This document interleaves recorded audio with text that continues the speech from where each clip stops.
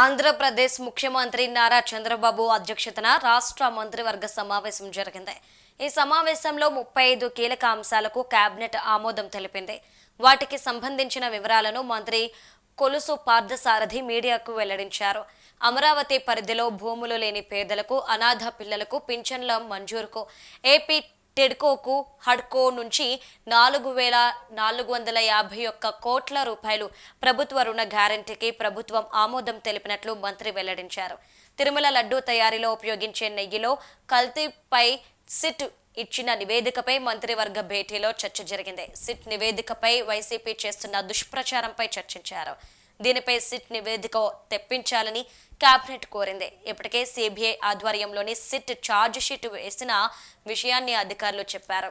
SIT నివేదిక అధికారికంగా వచ్చిన తర్వాత దానిపై స్పందించాలని ముఖ్యమంత్రి చంద్రబాబు మంత్రులకు సూచించారు.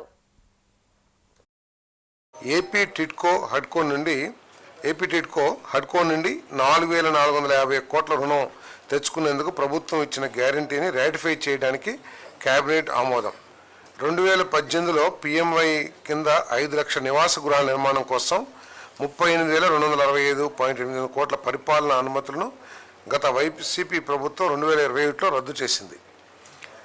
5 లక్షల నుండి అంటే అంతకుముందు తెలుగుదేశం ప్రభుత్వం 5 లక్షల ఇల్లు శాంక్షన్ చేస్తే, ఇది అర్బన్ ఏరియాస్లో శాంక్షన్ చేస్తే దాన్ని 2,62,216కు తగ్గించేసింది. మరి 2,61,640 ఈడబ్ల్యూఎస్ గృహాలను పూర్తి చేసి లబ్ధిదారులకు అప్పగించేందుకు అవసరమైన రాష్ట్ర ప్రభుత్వం వాటి నిధుల కోసం ఏపీ టిడ్కో రుణ సహాయాన్ని పొందిన కేబినెట్ నిర్ణయం.